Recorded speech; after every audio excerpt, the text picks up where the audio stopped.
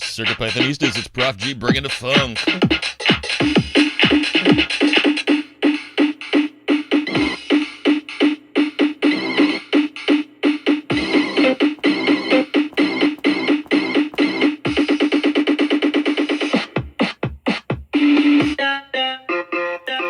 Here's a quick build and code that will show you how to create a Raspberry Pi Pico DJboard with a few low-cost components and a piece of paper. While we've explored DJboards earlier in the course, the addition of a DAC provides better sound and allows multiple sounds to be played simultaneously. I'm using a Raspberry Pi Pico 2 series board and Adafruit Cowbell to store large audio files on an SD card and to provide a STEMMA-QT quick port for the Pico, a 12-pad capacitive touch board, the MPR121 Gator. I've added a DAC for strong sound play, the PCM5102. This DAC gives you an audio jack so that you can add your own separately powered speaker, a great idea if you want a high-quality speaker with louder sounds and separate volume control, or you can add an amp and a speaker like I've shown in an earlier lesson. My students use this low-cost speaker and amp as part of the course. To build this, plug your cowbell into the breadboard with your Pico on top, attach the STEMMA-QT cable to the cowbell with the other end attached to the MPR121 touch sensor, wire up your DAC as shown in this diagram, VIN to VBus, ground to any Pico ground, WCell to GP9, DIN to GP11, and BCK to GP10. Then you can plug your speaker into the DAC's audio jack, or you can add a separate speaker like the one that my students use in class. This is the wiring diagram for that. And then, let's get the files we need. Since we want to put audio files on our SD card, let's plug the SD card directly into the computer. If your computer has a micro SD slot, great, use that. If not, a lot of micro SD cards ship with a little adapter that allows you to use a full-size SD card like this full-size slot that you see on the side of my MacBook Pro. Here I'm using another adapter. It's got a micro slot. These are available for just a few bucks. Now, once the card is plugged into your computer, it should mount on your desktop like a normal drive. And now let's open a browser and get all the files we need. I've got a GitHub repo set up just for this purpose. It's linked in the description of this video. But if you want to type that in directly, it's github.com/Gallaugher with a U /Pico_12_pad_DJ_board. That'll bring you to this GitHub repository. Scroll on the README to find links to all the products that I use. But if you click and pull down on the green code button, you can select a download zip. Yours is probably downloading to your downloads folder. I'll save mine to the desktop. Find and uncompress the file you just downloaded.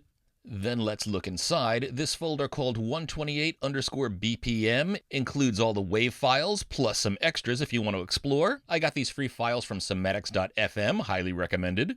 But if you do download WAV files, make sure you format them in the way that CircuitPython requires. That's mono, not stereo, a sample rate of 22050, and a bit depth of 16. You can go lower than that, but you're going to have to change your code. Free software like Audacity will help you make those conversions. But since I've got this folder all set up for you, I'm going to drag it over into my SD card. Then I'll eject this from my computer, and I can pop out the SD card and slide it into the slot on the cowbell. It's a little tricky to do that when the breadboard is there. Sometimes I use needle nose pliers to get it right where I want it. Now you can plug your micro USB cord into your Pico and the other end into your computer.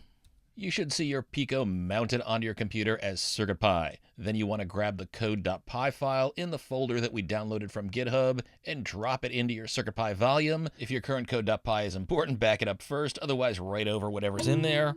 That'll put our DJboard code onto the Pico. And now you can throw away the folder you downloaded from GitHub. We shouldn't need that again. Now before this runs, you want to make sure that you've got the proper libraries on your CircuitPy volume in your LIB folder. I'm showing those libraries on screen. Students in my course know that we use circup. So by going into the terminal and saying circup install -a, that looks at the code.py file on our CircuitPy volume and finds all the libraries we need over the internet and installs them automatically on our board. But if you haven't installed circup, you're going to need to go to circuitpython.org, click in the libraries tab, find and download the libraries for your version of CircuitPython. Open that folder, open the lib folder inside, then hunt down this folder and these files and drag them into the lib folder that's on your CircuitPy volume. And if you want to learn how to use circup, I've got tutorials in the playlist for that. You could throw out the library folder you downloaded from Adafruit if you don't need that anymore. Now at this point things should work, but my students might want to launch PyCharm. Open that code.py file, get into the terminal, make sure they've circupped, then get into TO, add a blank space and resave, and your code will run.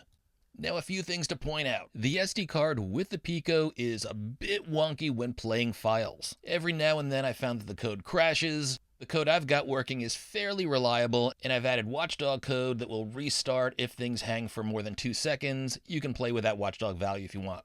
I also find the build is much more reliable if you hold the DJ board up so that the wires don't touch each other. You don't want any of those wires pressing on top of the sensor board either. If you don't do that, you might find you get more hangs. So feel free to funk.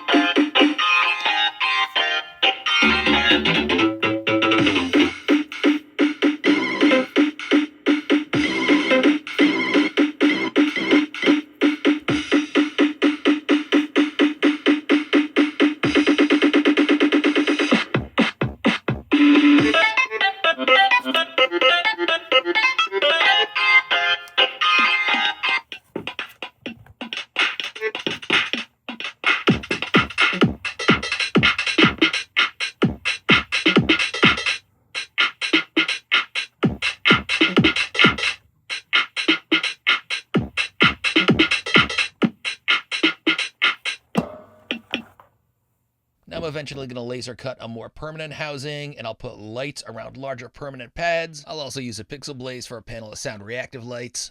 But this is a super fun build for classroom examples, exercises, or anyone who simply wants to funk using low-cost microcontroller components. If you want to learn more about the code, I suggest that you drop it into Claude or ChatGPT and ask it to give you a newbie walkthrough. Hardware homies, do me a solid, drop a like and comment, and remember, if you post a short vid of your funkiness to the socials, and you at me using the hashtag BuiltWithProfG, you might win our weekly sticker drawing. I send stickers anywhere in the world for free. Be sure to subscribe because, as always, we're making something awesome.